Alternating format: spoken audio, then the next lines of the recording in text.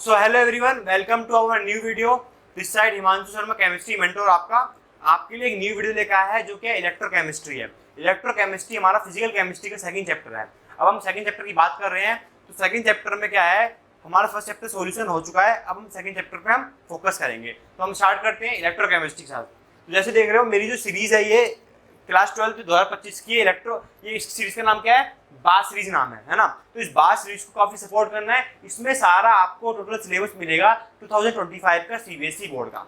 तो आपको ये वीडियो, ये सारी सीरीज पूरी आपको सपोर्ट करनी है, शेयर करनी है और फोड़ देना है अपने एग्जाम को, राइट। तो स्टार्ट करते हैं हम इलेक्ट्रोकेमिस्ट्री। तो इलेक्ट्रोकेमिस्ट्री में हमारा फर्स्ट टॉपिक आता है, हमारा इलेक्ट्रोकेमिस्ट्री होता क्या है।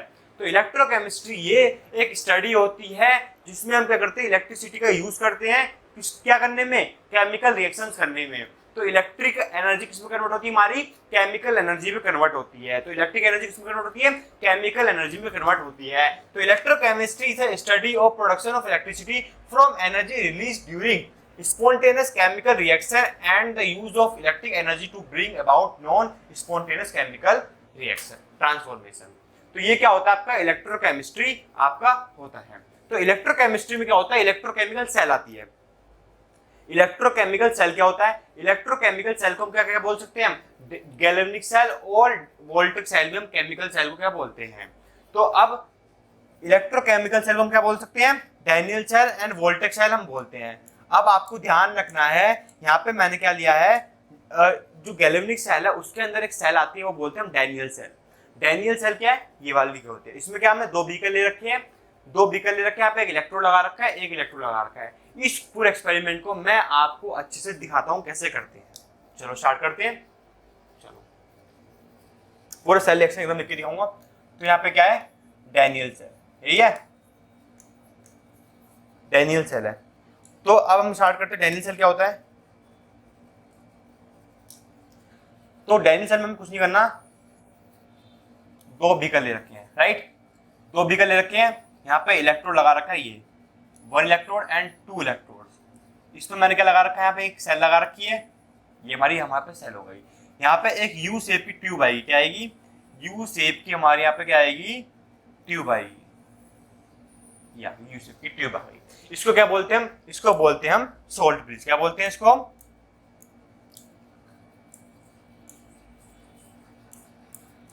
सोल्ट ब्रिज बोलते हैं, राइट।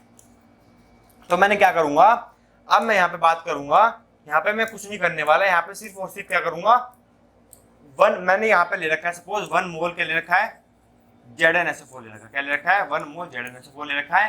यहाँ पे क्या ले रखा है, 1 मोल मैंने CuSO4 ले रखा है, क्या ले रखा है, CuSO4 ले रखा है, ये ले रखा है मैंने,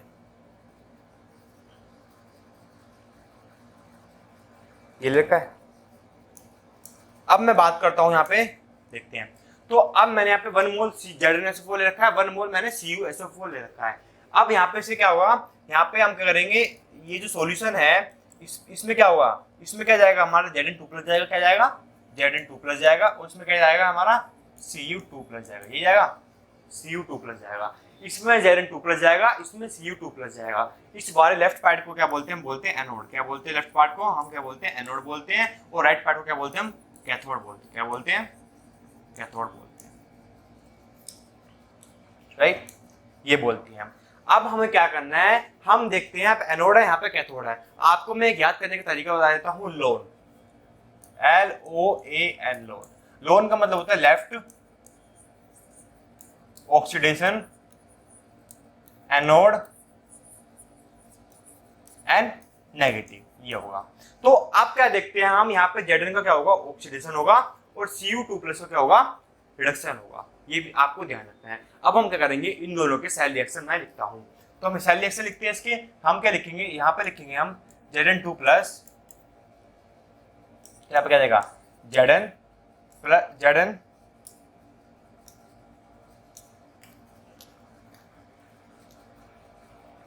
वेट करना नहीं मिनट। तो देखते हैं, तो Zn2+ प्लस 2 इलेक्ट्रॉन माइनस क्या देगा, यहाँ पे Zn देगा, ये देगा, ये देगा, ये देगा। अब Cu2+ क्या देगा, Cu2+ plus 2 Cu2 plus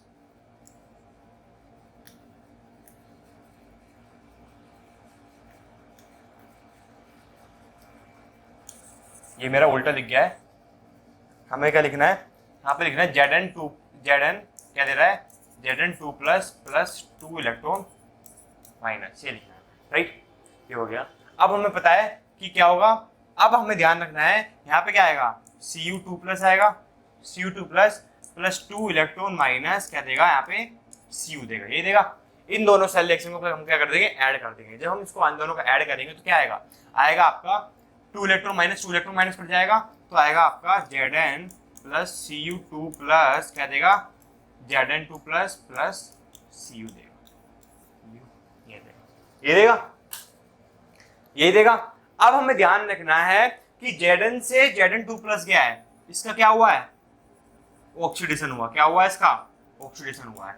Cu2 plus से Cu गया, इसका क्या हुआ है, रिडक्शन हुआ। क्या हुआ है, इसका रिडक्शन हुआ।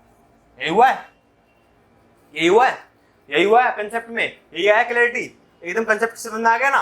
अब हमें ध्यान रखना है जो हमारा Zn2 प्लस से क्या जाएगा, हमारा इलेक्ट्रॉन मूव करेंगे, जब हमारे इलेक्ट्रॉन्स मूव करेंगे कहाँ से, Zn2 प्लस से Cu, तो हमें ध्यान रखना है इलेक्ट्रॉन मूव कहाँ से करेंगे, Zn2 Cu देंगे। और करंट कहाँ से मूव करेगा, करंट मूव करेगा Cu2 Zn मूव करेगा, क्योंकि इलेक्ट्रॉन की अपोजिट में क्या होता है, करंट मूव करता है।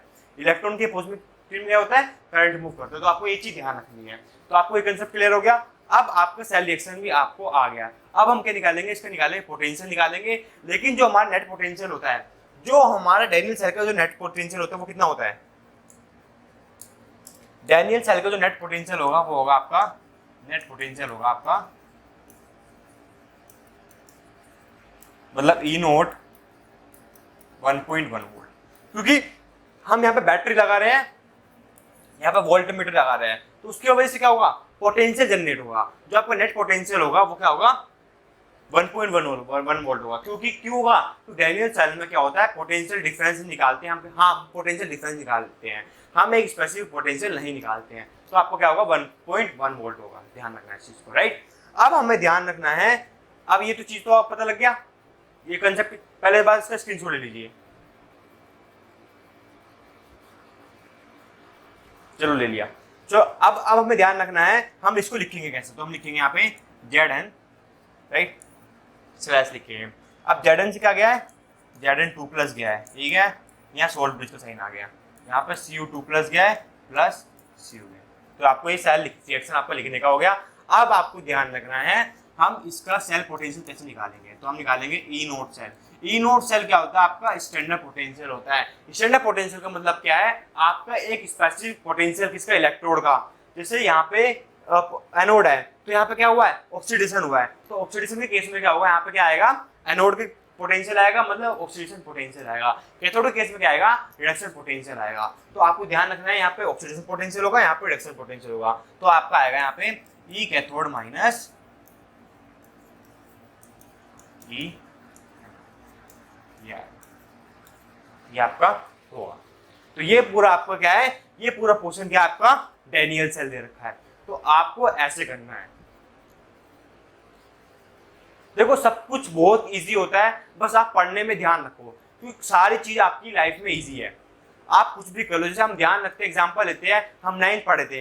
अब जब हमने 9th की तैयारी करी तो हमें बताया गया, जैसे 9th कर चुके कि भाई 9th बहुत हार्ड है। लेकिन जब हमने 9th पास कर ली तो पता लगा कि 9th तो बहुत ईजी थी। फिर हम 10th में गए, 10th में से हमने बताया लोगों ने कि भाई ये बोर्ड की क्लास है। फिर हमने 10th पास कर ली, फिर क्या हुआ, वो भी बहुत ईजी लगने लगी। तो आपको लेवल वाइज ईजी लगेगी चीजें, जो आपको बता रहा है आपको उस पर ध्यान नहीं देना है, क्योंकि आपको हर चीज ईजी है। जैसे कि मैंने फर्स्ट वीडियो में सॉल्यूशन पढ़ाया था, अब वो ईजी लगने लगा। तो सारी चीजें ईजी है, बस आपको उस पर फोकस करना है। आपका माइंडसेट आपका अच्छा होना चाहिए। ये सब चीज भूल जाओ कि कौन क्या बता रहा है। सारी चीज इजी होती है लाइफ में, कोई भी मुमकिन नहीं है। अगर बस आप अपने आप पर ध्यान रखोगे, अपने ऊपर फोकस करोगे, राइट, तो आपको अपने ऊपर फोकस करना है। स्टार्ट करते हैं। तो ये हो गया आपका, चलो ये आपका पूरा फोकस था हमारा इलेक्ट्रोकेमिकल सेल। तो इसका डेफिनेशन क्या है, electric energy has a electric current potential equal to 1.14, जैसे कि मैंने बोला व्हेन जो concentration of Zn2+ and Cu2+ ion is unity 1 such a device called galvanic cell और वोल्टेक सेल। चलो ये क्लियर हुआ।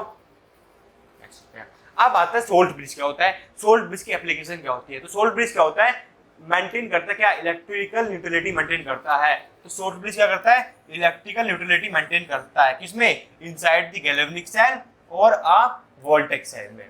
Salt bridge act as a electrical connection between two half cells, दोनों हाफ सेल्स को connection करने का काम करता है सोल्ट ब्रिज करता है। A salt bridge prevent the diffusion of solution from one cell to another. अब सॉल्यूशन के अंदर, सोल्ट ब्रिज के अंदर कौन सा सॉल्यूशन होता है, सोल्ट ब्रिज के अंदर क्या होता है, एक तो होता है इनर्ट इलेक्ट्रोलाइट होता है, क्या होता है, इनर्ट इलेक्ट्रोलाइट होता है, क्या होता है, इनर्ट इलेक्ट्रोलाइट होता है। जैसे कि हमारा क्या है, potassium nitrate and sodium nitrate, तो ये क्या है, इनर्ट इलेक्ट्रोलाइट है, इनर्ट सोल्ट जिसको हम बोलते हैं। उसके साथ क्या होता है, एक होता है हमारा अगर अगर सॉल्यूशन, क्या होता है, अगर अगर सॉल्यूशन होता है, जो क्या होता है, पेस्ट ऑफ होता है पॉलीसैकेराइड्स का। पॉलीसैकेराइड्स का मतलब सेलुलोज का, स्टार्च का जो क्या होता है पेस्ट होता है, वो अगर अगर सॉल्यूशन होता है। वो भी इन दोनों का सॉल्यूशन हम सोल्ट ब्रिज में हम डालते हैं, किसके लिए, इलेक्ट्रिकल न्यूट्रलिटी मेंटेन करने के लिए, राइट। चलो ठीक है, हो गया। तो अब अगर हम बात करते हैं, देखो हम बात करते हैं, अब मैं बात करता हूँ कि एक इंपोर्टेंट नोट आ गया कि KCl अगर हम मान लो हम कोई सोल्ट डाल रहे हैं, उसमें ये चार जो मेटल है इनका यूज नहीं होगा इलेक्ट्रोड में। जैसे हम ले रहे हैं कि Zn ले रहे हैं, Cu ले रहे हैं, हम ये इलेक्ट्रोड्स नहीं लेंगे। क्यों नहीं लेंगे, क्योंकि हमें KCl not using when electrode Ag Tl Pb Hg। इसको याद करने का तरीका बता देता हूँ। देखो ये क्या है, ऑस्ट्रेलिया ने T20 वर्ल्ड कप पाकिस्तान को हराया। तो ऑस्ट्रेलिया ने T20 वर्ल्ड कप पाकिस्तान को हराया, ऑस्ट्रेलिया ने T20 वर्ल्ड कप पाकिस्तान को हराया। ये आपका क्या होगा, ट्रिक हो गई आपकी याद करने की। तो हराया ऑस्ट्रेलिया, Ag T20 Tl और आपका P क्या होगा, आपका लेड होगा, और Hg का होगा आपका मरकरी होगा। तो ऑस्ट्रेलिया ने T20 वर्ल्ड कप पाकिस्तान को हराया, आपकी ट्रिक हो गई, राइट। इसके स्क्रीनशॉट ले लीजिए फटाफट। चलो आप एक बार इसके स्क्रीनशॉट आ रहा हूं मैं। चलो आगे बढ़ते हैं। अब आता है हमारा इंपोर्टेंट, आती है नर्स्ट इक्वेशन। क्या आता है, नर्स्ट इक्वेशन। नर्स्ट इक्वेशन क्या होती है, अगर मैंने एक सिंपल क्या ले लिया, सेल ले लिया, क्या ले लिया, Mn plus n electron minus क्या देगा यहाँ पे, Mn देगा, ये देगा। इसका मैंने क्या लिख लिया, ये लिख लिया हमारा सेल रिएक्शन हो गया। क्या हो गया, ये सेल रिएक्शन हो गया। ई क्या है, हमारा EMF है। EMF मतलब टोटल जो पोटेंशियल होगा किसका, पूरा EMF जो क्या होगा, सेल का जो EMF होगा वो E होगा। E नोट क्या होगा, हमारा स्टैंडर्ड इलेक्ट्रो पोटेंशियल होगा, माइनस RT/NF ln मतलब रो का होगा 1/Mn प्लस। ये तो हमारा हो गया सिंपल फॉर्मूला होगा। लेकिन अगर हम R की वैल्यू पुट करेंगे, T की वैल्यू पुट करेंगे, N की वैल्यू पुट करेंगे, N क्या हमारा चार्ज है, N क्या हमारा चार्ज है, जैसे यहाँ पे 2 इलेक्ट्रॉन माइनस होगा तो यहाँ पे चार्ज होगा, तो क्या आएगा, चलो हम इस पे देखते हैं।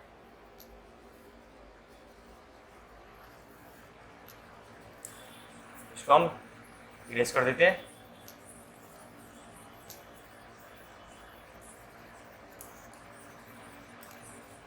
चलो नेक्स्ट क्वेश्चन की अगर हम बात करते हैं तो आता है आपका EMF equal to E naught minus, अगर मैंने पुट करा T की वैल्यू क्या पुट कर दिया, 293 केल्विन पुट कर दिया है ना, 8.314 हमारी R हो गई, N आपका हमारा 1 हो गया, राइट, ये हो गया 2 हो गया, जो भी होगा। तो आपका मेनली फॉर्मूला आएगा 0.059 अपॉन में N ln 1/Mn प्लस। अगर हम एग्जाम्पल लेते हैं तो एग्जाम्पल लेते हैं, मान लो Zn2+ plus 2 electron minus plus Zn बना है, ये बना है, तो क्या आएगा, E नोट इक्वल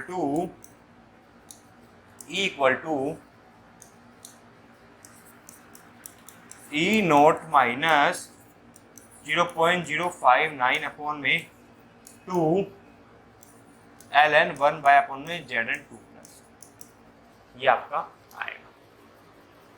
अब आप फॉर्मूले पुट कर दोगे, ln की वैल्यू निकाल दोगे, ई नोट कर दोगे तो आपका आंसर आ जाएगा। इसके साथ एक क्वेश्चन भी है, हम वो भी एक बार देख लेते हैं। उससे ये रहा, ठीक है, ये क्वेश्चन दे रखा है। क्वेश्चन दे रखा है आपको mg और mg2 प्लस दे रखा है, यहाँ पे ag प्लस दे रखा है और यहाँ पे ag दे रखा है। तो पहले फर्स्ट स्टेप क्या आएगा हमारा, हम इसका क्या रखेंगे, सेल रिएक्शन लिखेंगे। तो सेल रिएक्शन हम लिखते हैं इसका, तो क्या आएगा, और मैं बात करता हूँ तो mg से mg2 प्लस आ रहा है यहाँ पे ag, तो इसका क्या होगा, ऑक्सीडेशन होगा किसका, mg का, और ag का क्या होगा, रिडक्शन होगा। तो हम लिखते हैं यहाँ पे, हम यहाँ पे लिखते हैं mg, ठीक है। तो यहाँ पे हम यहाँ पे लिखा हमने mg प्लस ag प्लस लिखेंगे, यहाँ पे लिख दिया मैंने mg2 प्लस ag। हम इसको बैलेंस करेंगे तो यहाँ पे 2ag प्लस आ गया, यही आ गया। अब इसको क्या करूंगा मैं, हम क्या करेंगे इसका, हम इसका क्या निकालेंगे, ई निकालेंगे, ईएमएफ निकालेंगे। ईएमएफ निकालने का फॉर्मूला क्या होता है देखते हैं। तो हमें ई गिवन है 3.17 आपको ई गिवन है, यहाँ पे लिखिए 3.17 माइनस 0.059 अपॉन में 2 ln Ag। देखो सॉलिड की कंसंट्रेशन क्या होती है, 1 होती है, इसलिए मैंने वहां पे 1/mn प्लस लिखा था। लेकिन यहाँ पे क्या दोनों आयंस है तो इसका कंसंट्रेशन हम देंगे, और जो आपका कंसंट्रेशन यहाँ पे 2 लिखा हुआ है तो वो क्या आ जाएगा, पावर में आ जाएगा। तो 2:2 सिमेट्रिक कोएफिशिएंट हो जाएगा आपका, यहाँ पे क्या हो जाएगा mg2 प्लस हो गया, ये होगा। अगर हम निकालते हैं तो क्या आएगा, E इक्वल टू आएगा आपका 3.17 माइनस 0.059 अपॉन में 2 ln mg 0.1 दे रखा है और 0.001 ये दे रखा है आपको, ठीक है। तो हम इसको ऐसे लिख देते हैं।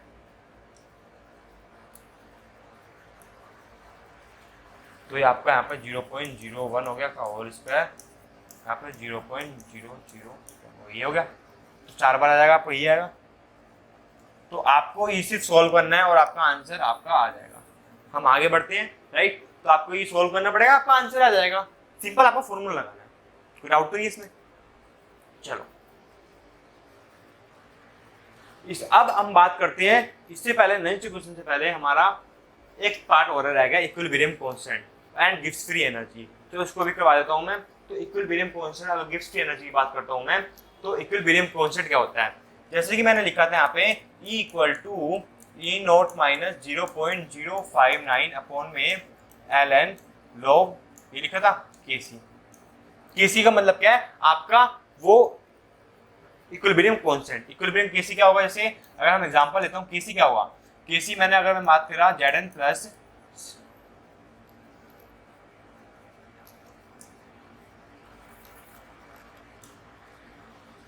Zn, यहाँ पे लिखा Zn लिखा प्लस Cu2 प्लस क्या दे रहा है, Zn2 प्लस दे रहा है प्लस Cu दे रहा है, ये दे रहा है। तो आपका Kc क्या होगा, आपका Kc कुछ नहीं होने वाला, आपको होगा Zn2 प्लस कंसंट्रेशन प्रोडक्ट अपन में रिएक्टेंट, तो Cu2 प्लस, ये आपका Kc होगा, है ना।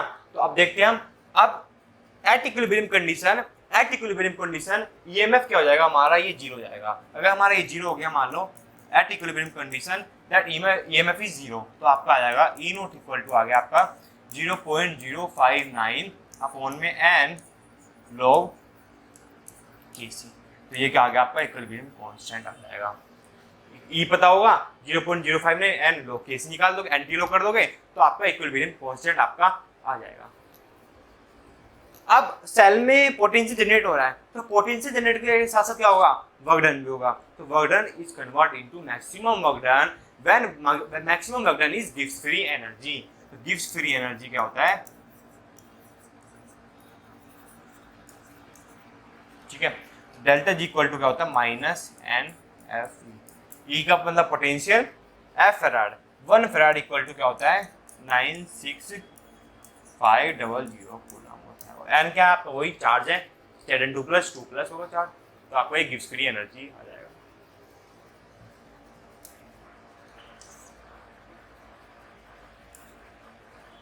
ये ई सर, है ना, समझ में आ गया। कोई डाउट तो नहीं है इसमें? कंसेप्ट क्लियर है ना? एक बार ध्यान रखना है, फिजिकल केमिस्ट्री में जो भी न्यूमेरिकल्स करोगे आप, उसकी एसआई यूनिट जरूर लिख के आनी है। एसआई यूनिट लिखना आपको जरूरी है, जिससे आपको जो एग्जामिनर है वो आपका नंबर नहीं काट पाएगा। चलो अब बात करते हैं हम कंडक्टेंस क्या होता है। अब इलेक्ट्रोलाइट सॉल्यूशन है, वहां पर इलेक्ट्रिसिटी कंडक्ट कर रहा है, उस पावर को कि जो इलेक्ट्रिसिटी कंडक्ट कर रहा है उसे हम क्या कहते हैं? कंडक्टेंस कहते हैं। तो the ability of a substance to conduct electricity is called conductance, right. अब उसमें एक टर्म्स और आती है कंडक्टिविटी। कंडक्टिविटी क्या है? कंडक्टिविटी और specific conductance of an electrolyte solution is a measure of its ability to conduct electricity. कितना इलेक्ट्रिसिटी कंडक्ट हुई है वो क्या बताता है? हमारा कंडक्टिविटी बताती है। इन दोनों का फॉर्मूला देख लेते हैं। तो कंडक्टेंस इक्वल टू क्या होता है? G इक्वल टू 1/r होता है। कंडक्टिविटी इक्वल टू होता है 1/कप्पा, स्मॉल कप्पा। इसकी यूनिट क्या होगी? 1/r। रेजिस्टेंस होता है, रेजिस्टेंस क्या होता है? ओम होता है। तो ओम इनवर्स एन मो, MHO और सीमन, राइट। इसकी यूनिट क्या होगी? R इक्वल टू कप्पा, 1/कप्पा होता है, ये होता है ना। तो अगर मैं ले लेता हूँ कप्पा इक्वल टू हो गया 1/रो हो गया, 1/रो हो गया, 1/रो हो गया, तो आपका आ जाएगा, यहाँ पे आ जाएगा ओम इनवर्स, ओम इनवर्स आ जाएगा क्योंकि रो L/A होता है, रो L/A होता है। अब L और A से क्या होगा? मीटर स्क्वायर, इनवर्स तो आ गया ओम इनवर्स मीटर, ये आपका हो जाएगा। सीमन मीटर हो जाएगा, तो ये आपकी इलेक्ट्रिसिटी कंडक्ट करेगा। चलो हो गया। अब इसके बाद क्या आता है? मोलर कंडक्टिविटी आता है। इससे पहले एक डेरिवेशन है, एक रिलेशन है, वो हम कर लेते हैं एक बार, तो आप उसको, उससे आपको अच्छे से क्लैरिटी हो जाएगी। चलो देखते हैं। जैसे मैं बताया कि G इक्वल टू क्या होता है? 1/r होता है, ये होता है। G इक्वल टू क्या होता है? 1/r होता है। अब हमें पता है कि G इक्वल टू 1/r है, तो हम इसको क्या लिख सकते हैं? रो A/L लिख सकते हैं, क्योंकि हमें पता है कि R इक्वल टू क्या होता है? R इक्वल टू होता है रो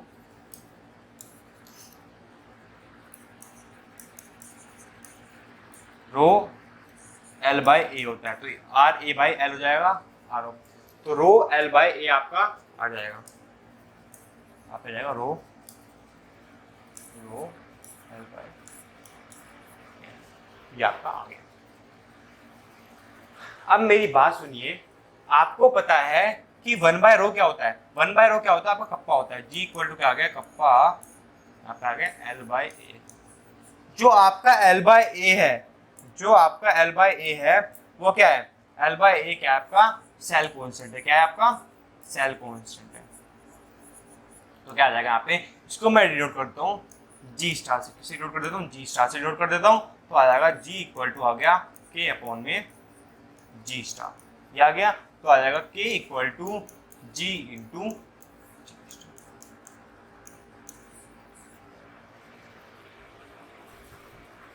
समझ में आ गया? कोई डाउट तो नहीं इसमें? तो K इक्वल टू आ गया G इंटू G स्टार आपका आ गया।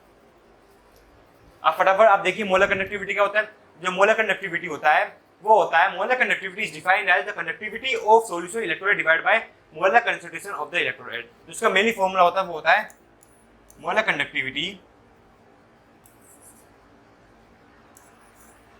M इक्वल टू होता है K इंटू 1000 अपॉन में M। M क्या आपका मोलैरिटी है, मोलैरिटी है, तो ये आपको होगा concentration.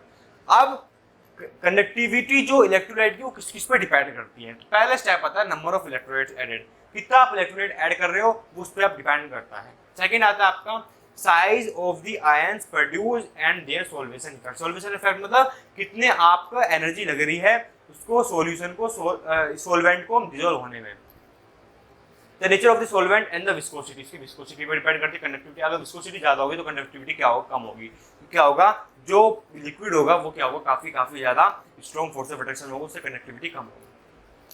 Concentration of the electrolyte, electrolyte की कंसंट्रेशन पर डिपेंड करता है। एंड टेम्परेचर, टेम्परेचर बढ़ेगा या घटेगा उस पर डिपेंड करता है। तो ये आपका स्क्रीनशॉट लीजिए फटाफट, ये काफी इंपॉर्टेंट चीज है, फटाफट लीजिए इसका स्क्रीनशॉट।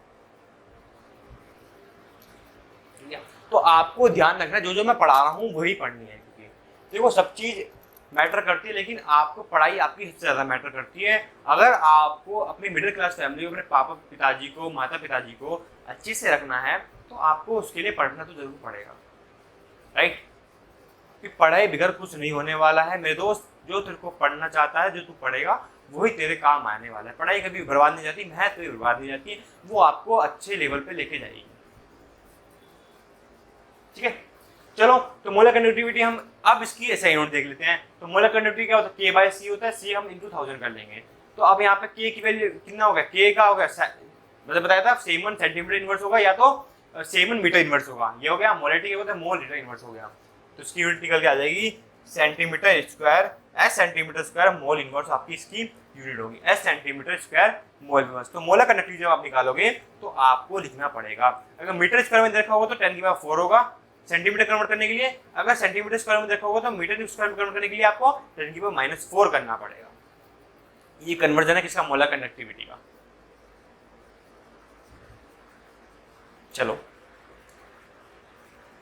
अब मोलर कंडक्टिविटी किस, जो अगर हम इलेक्ट्रोलाइट की बात करते हैं तो उस पर कैसे मोलर कंडक्टिविटी वेरिएशंस करती है उसको हम देखते हैं। तो molar conductivity increase with decrease with concentration, this is because the total volume V solution containing 1 mole of electrolyte increases. तो अगर volume of mole 1 mole increase होगी तो कंसंट्रेशन थोड़ी घटेगी, तो मोलर कंडक्टिविटी क्या होगी, बढ़ेगी। अगर हम बात करते हैं स्ट्रांग इलेक्ट्रोलाइट, वीक इलेक्ट्रोलाइट की बात करता हूं मैं, ये KCl है, ठीक है, और ये CH3COOH है। तो इन दोनों की बात कर रहा हूँ। तो अगर हम बात करते हैं तो मोलर कंडक्टिविटी कंसंट्रेशन गैप जो है वो क्या हो रहा है, लीनियरली इनवर्सली प्रोपोर्शनल है किसका, CH3COOH। तो वीक इलेक्ट्रोलाइट में क्या होता है, घटती है। क्यों घटती है, क्योंकि देखो वीक इलेक्ट्रोलाइट है, डिग्री ऑफ डिसोसिएशन बढ़ेगा। मतलब वीक इलेक्ट्रोलाइट में क्या होता है, आयंस क्या होते हैं, इजीली डिसोसिएट हो जाते हैं, इजीली आयोनाइज हो जाते हैं, इसलिए कन्वर्ट हो जाते हैं, बढ़ जाते हैं, है ना। स्ट्रांग इलेक्ट्रोलाइट में वो चीज नहीं हो पाती है। तो इसमें मोलर कंडक्टिविटी क्या होता है, स्ट्रांग इलेक्ट्रोलाइट में क्या होती है, बढ़ती है, और उसमें क्या होता है, वीक इलेक्ट्रोलाइट में क्या होती है, घटती है, राइट। तो अब जो मोलर कंडक्टिविटी, अगर मैंने क्या करा, कंसंट्रेशन अप्रोच 0 ले लिया, मान लो कंसंट्रेशन मैंने क्या ले लिया, 0 ले लिया। अगर मैंने कंसंट्रेशन 0 ले लिया, डाइल्यूशन इनफिनिट ले लिया। डाइल्यूशन का मतलब क्या, मैं कितने भी अमाउंट ऑफ डाइल्यूट कर रहा हूँ, क्योंकि क्यों कर रहा हूँ, कंसंट्रेशन की 0 है। जब कंसंट्रेशन 0 होगी तो हम कितना भी अमाउंट हम उसमें डाइल्यूट कर सकते हैं, क्योंकि अगर हम बात कर रहे हैं when the concentration approach 0 the molar conductivity is known as limiting molar conductivity. उसको क्या कहते हैं, लिमिटिंग मोलर कंडक्टिविटी कहते हैं। इसको डिनोट करते हैं हम L डिनोट, इससे हम डिनोट करते हैं लिमिटिंग मोलर कंडक्टिविटी, राइट। कोई डाउट तो नहीं इसमें, समझ में आ गया क्या, इसका स्क्रीनशॉट लीजिए फटाफट, लीजिए फटाफट।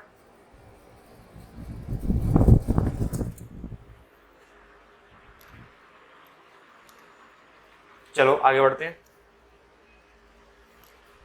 ये अब स्ट्रांग इलेक्ट्रोलाइट की बात कर रहे हैं। तो स्ट्रांग इलेक्ट्रोलाइट में क्या होता है, molar conductivity increase slowly with dilution can be.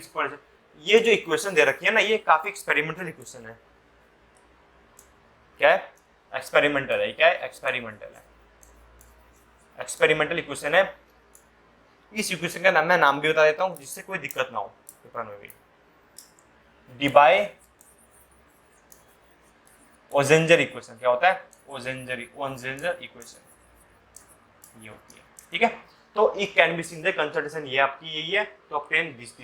तो आपका -1 ग्राफ बनेगा, तो माइनस से थोड़ा नेगेटिव स्लोप जाता है इसलिए, राइट। तो इसमें अगर मैं बात कर रहा हूँ NaCl, CaCl2, MgSO4 are known as 1,1 solution, 2,1, 2,2 electrolyte respectively. अगर मैं बात करूँ डिसोसिएशन की बात करता हूँ तो हमें पता है कि अल्फा क्या होगा इसका, इसमें अल्फा क्या होगा, मोलर कंडक्टिविटी अपॉन में लिमिटिंग मोलर कंडक्टिविटी। या क्वेश्चन में न्यूमेरिकल्स आता है इसका, सिर्फ आपको डिवाइड कर देना, आपका आंसर आ जाएगा। अगर मैं बात करूँ डिसोसिएशन कांस्टेंट की बात कर रहा हूँ, क्योंकि ये दोनों चीज किसमें होगी, वीक इलेक्ट्रोलाइट में होगी ना। मैंने बात की कि वीक इलेक्ट्रोलाइट में क्या होता है, आयोनाइजेशन होगा, डिसोसिएशन होगा, तो वहीं पे तो डिग्री ऑफ डिसोसिएशन होगा, और वहीं पे ही degree of dissociation constant calculate करेंगे हम, तो वहीं पे ही हम डिग्री ऑफ डिसोसिएशन कैलकुलेट करेंगे। तो K क्या आएगा हमारा, C⁴ अपॉन में 1 माइनस अल्फा आ जाएगा। अल्फा की जगह मैं पुट कर दूंगा तो आपको ये वाला आंसर आ जाएगा, ठीक। Weak electrolyte like acetic acid have low degree of dissociation at higher concentration। अगर concentration बढ़ाऊंगा तो dissociation क्या होगा, घटेगा, राइट। क्योंकि क्या होगा, alpha is directly proportional to limiting molar conductivity, और लिमिटिंग मोलर कंडक्टिविटी क्या होता है, इनवर्सली प्रोपोर्शनल टू कंसंट्रेशन। तो इससे इनवर्सली प्रोपोर्शनल है तो अल्फा से भी इनवर्सली प्रोपोर्शनल होगा। तो इसलिए अगर मैं डिसोसिएशन को कम करूंगा तो कंसंट्रेशन बढ़ेगी, कंसंट्रेशन को कम करूंगा तो डिसोसिएशन बढ़ेगा। Change in the energy dilution at increase in the degree of dissociation and conjugating the number of ions total volume solution that left। अब आता है हमारा कोलरेस लॉ। कोलरेस लॉ क्या होता है, कोलरेस लॉ कुछ नहीं है, पोलर लो क्या होता है, हम क्या करते हैं लिमिटिंग मोलर कंडक्टिविटी को ऐड करते हैं, उससे हम दूसरी लिमिटिंग मोलर कंडक्टिविटी को फाइंड करते हैं। जैसे कि लिखा हुआ है यहाँ पे polar law independent migration of ion, the law state that limiting molar conductivity of an electrolyte can be represented as the sum of the individual contribution of the anion and cation electrolyte. Individual contribution आएगा। जैसे अगर मैं बात करता हूँ तो lambda NaCl, ये रे NaCl, इसकी बात करूंगा तो क्या बनेगा यहाँ पे लैम्डा Na प्लस और लैम्डा NaCl माइनस, ये बनेगा। ठीक है, ये बनेगा, तो यही बनता है, यही आपका बनता है।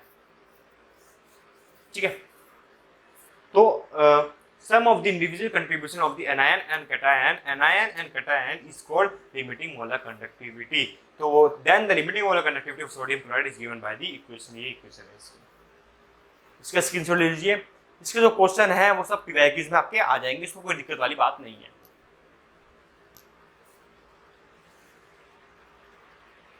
चलो आगे बढ़ते हैं। फ्राड लो आता है। फ्राड लो क्या होता है? फ्राड लो क्या होता है? फर्स्ट लो, फ्राड लो के दो लो है। क्या है? फ्राड लो के दो लो होते हैं। पहला लो क्या कहता है? बोलते हैं amount of chemical reaction which occur at electrode. जितने अमाउंट ऑफ इलेक्ट्रोड जो मतलब जितना मास आपका इलेक्ट्रोड पे क्या होगा, कलेक्ट होगा बाय करंट के प्रोपोर्शनल होगा, वो क्वांटिटी ऑफ इलेक्ट्रिसिटी के प्रोपोर्शनल होगा। सेकेंड लो बोलता है the amount of different substances liberated by the same quantity of electricity passing through the electrolytic solution are proportional to the chemical equivalent weight, वो भी chemical equivalent के बराबर होगा। ठीक है, अब जैसे मैं इसको ट्रिक बताता हूँ, फ्राड लॉ को सॉल्व करने की ट्रिक क्या होती है वो बता देता हूँ। सपोज मेरे को दे रखा है 1 मोल Al3+ दे रखा है, ठीक है ना। तो 1 मोल आपको एल्युमिनियम दे रखा है, ये दे रखा है Al3+ दे रखा है। तो आपको क्या करना है? कुछ नहीं करना, आपको ये लिखना है Al3+ प्लस 3 इलेक्ट्रॉन माइनस क्या देगा आपको? Al देगा, एल्युमिनियम देगा। तो आपको 3 इलेक्ट्रॉन माइनस का मतलब क्या है? 3 फैराड, राइट। तो 3 फैराड आपका इतना चार्ज इलेक्ट्रिसिटी पास करेगा। अगर एग्जांपल लेता हूँ, दूसरे लेता हूँ मैं, तो Mg2+ क्या होगा? Mg2+ प्लस 2 इलेक्ट्रॉन माइनस क्या देगा? Mg देगा। तो यहाँ पे क्या है? 2 इलेक्ट्रॉन माइनस है, तो क्या होगा? मतलब 2 फैराड का चार्ज आएगा। तो यहाँ पे होगा 2 फैराड का चार्ज आएगा। सेम एक और लेता हूँ एग्जांपल, अगर मैं बात करूँ Fe3+ प्लस 3 इलेक्ट्रॉन माइनस, तो क्या आएगा? यहाँ पे चार्ज कितना आएगा? 3 फैराड का चार्ज आएगा। कितना आएगा? 3 फैराड का हमारा यहाँ पे चार्ज आएगा। एक क्वेश्चन देखते हैं इसका। बोला है a solution of CuSO4 is electrolysed for 10 minutes with in a current 1.5 ampere. तो फर्स्ट जो हमारा स्टेप होता है वो होता है हमारा इस पे क्या निकालना? चार्ज निकालना। चार्ज के लिए क्या करूंगा? हमें दे रखा है 1.5 एम्पीयर दे रखा है, राइट। टाइम दे रखा कितना दे रखा है? 10 मिनट दे रखा है। तो 10 को इंटू 60 करूंगा तो आपका 600 आपका सेकंड आ जाएगा। तो Q इक्वल टू क्या होता है? I इंटू टी होता है। Q equal to I into T हो गया, तो आपका आ गया 900 कूलम। ये आ गया 900 कूलम, आपका आंसर आ गया। ये आ गया, आपको चार्ज आ गया। अब इसमें बोला है CuSO4 की बात कर रहा है। किसकी बात कर रहा है? CuSO4 की बात कर रहा है। तो इसमें क्या होगा? Cu2+ इलेक्ट्रॉन माइनस होगा। Cu2+ प्लस 2 इलेक्ट्रॉन माइनस क्या देगा? Cu देगा। तो कितना चार्ज आएगा? 2 फैराड का आपका चार्ज आएगा। कितना जाएगा आपका? 2 फैराड का आपका चार्ज जाएगा।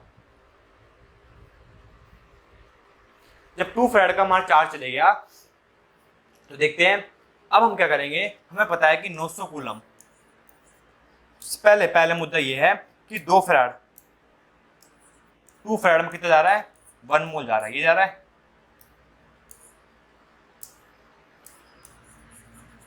1 मोल जा रहा है 2 फैराड में। ये जो मेथड है ये यूज करना है आपको पेपर में। ये यूनिटरी मेथड है, ये आपको शॉर्टकट बता रहा हूं मैं, ठीक है। तो 2 फैराड में कितना? 1 मोल गया, राइट। तो 1 मोल में कितना मास होता है? 63.5 ग्राम होता है।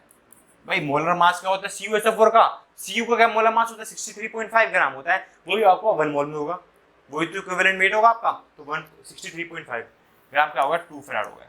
ये हो गया। तो 2 इंटू 96500 क्या होगा? 63.5 ग्राम होगा। ये होगा। तो 1 कूलम में कितना जाएगा? 63.5 अपॉन में 2 इंटू 96500 होगा। अब 900 कूलम में कितना जाएगा? 900 कूलम में ये पूछ रहा है, तो 900 कूलम में क्या जाएगा 63.5 इंटू 900 अपॉन में 2 इंटू 96500, ये आपको क्या आ जाएगा मास आ जाएगा। ये आप कैलकुलेट कर दोगे तो आपका मास आ जाएगा। कुछ नहीं करा मैंने, जो आपका फेराड था उसको 1 मोल के बराबर लिया, उसका मोलिकुलर वेट लिखा, फिर 1 कूलम इतना होगा, 900 कूलम में इतना होगा, आपका आंसर आ जाएगा। तो आपका कितना का मास ऑफ कॉपर डिपॉजिट करेगा, वो इतना मास ऑफ कॉपर डिपॉजिट करेगा। कोई डाउट है क्या इसमें? फटाफट इसका स्क्रीनशॉट लीजिए, क्वेश्चन काफी इंपॉर्टेंट है और आपका आ सकता है ऐसे ही क्वेश्चन आपको करके आना है।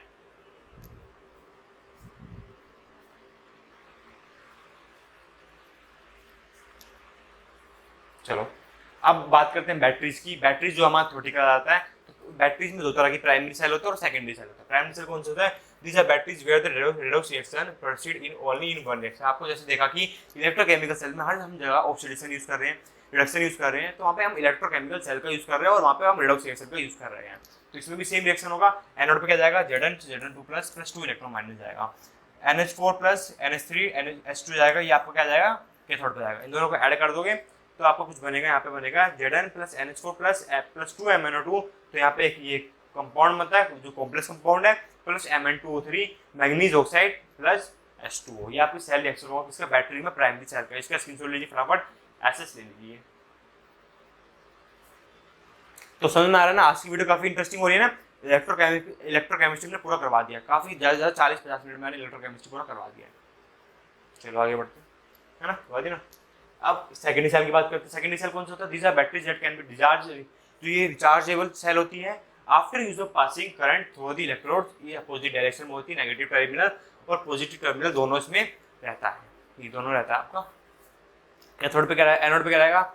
Pb से Pb2 प्लस 2 इलेक्ट्रॉन माइनस रहेगा, Pb plus SO4 2 minus Pb SO4 बनाता है। एट कैथोड पे रहेगा PbO2 H2 प्लस रहेगा। तो आपका in order to recharge this battery, the charge is transferred in the opposite direction and the reaction is reversed, thus converting PbSO4 back to Pb and PbO2। इसका भी आप SS ले लीजिए फटाफट। चलो तो wow, very good, thank you. तो ये वीडियो काफी इंटरेस्टिंग रही इलेक्ट्रोकेमिस्ट्री की। तो आपको इस वीडियो को काफी से ज्यादा शेयर करना है, क्योंकि मैंने इसमें हर चीज़ कंसेप्ट सारा बताया है, सारी चीज़ें बताइए जो आपकी पेपर में आएगी। बस आपको इसको शेयर करना है, लोगों तक बच्चों को तक पहुँचा देना है, जिससे उनका भी भला हो सके। धन्यवाद। आप बस हमारे चैनल को सपोर्ट करते रहिए, शेयर करिए ज़्यादा से ज़्यादा। हम आपके लिए ऐसी वीडियोस काफ़ी अच्छी आपको लेके आते रहेंगे, साथ में टिप्स भी लेके आते रहेंगे।